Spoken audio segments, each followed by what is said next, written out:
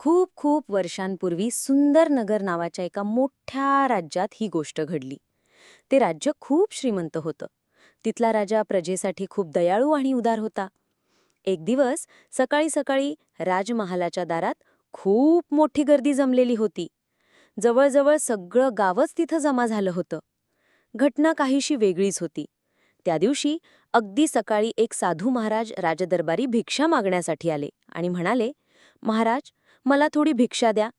राजा आदराने म्हणाला, नमस्कार, आपण आजचे पहिले साधू आहात. आजच्या दिवसात तुम्हाला जे काही हवं असेल ते सांगा, मी तुम्हाला नक्की देईन. साधू म्हणाले, महाराज, माझं भिक्षापात्र खूप लहान आहे, पण त्यात जेवढं येईल तेवढंच मला हवं आहे. मात्र एक विनंती आहे, तुम्ही वचन देण्यापूर्वी विचार करा. हे पात्र भरता येईल का तुम्हाला? राजाने हसत उत्तर दिलं, अरे, माझ्याकडे एवढं सोनं, चांदी, दागदागिने आहेत की तुमचं हे छोटंसं भिक्षापात्र भरायला काहीच वेळ लागणार नाही. राजाने लगेच खजिन्यातून दागदागिने मागवले.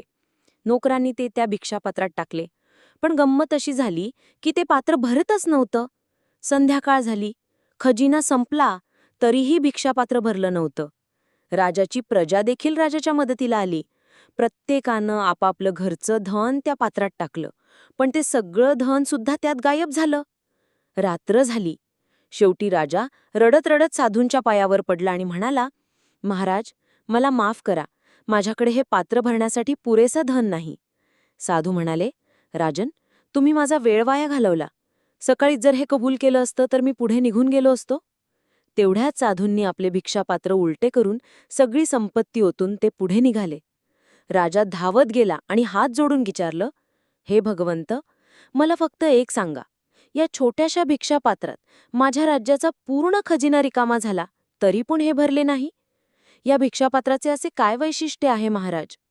साधू महाराज म्हणाले, ते तर मलाही माहीत नाही, पण हे भिक्षापात्र मी माणसाच्या कवटीपासून तयार केले आहे. या कवटीतच माणसाचे मन असते असे म्हणतात, आणि मन कशानेही भरत नाही. शिकवण: बाळांनो, ही गोष्ट आपल्याला एक महत्त्वाचा संदेश देते. माणसाचं मन म्हणजेच आपली इच्छा, अपेक्षा या कधीच संपत नाहीत. आपण कितीही मिळवलं तरी आणखी हवं असं वाटतं. आपल्याला नेहमीच समाधान आणि कृतज्ञतेची भावना ठेवावी लागते. आपल्याकडे जे आहे त्यात आनंद मानायला शिकायला हवं. म्हणजेच समाधानातच सुख आहे.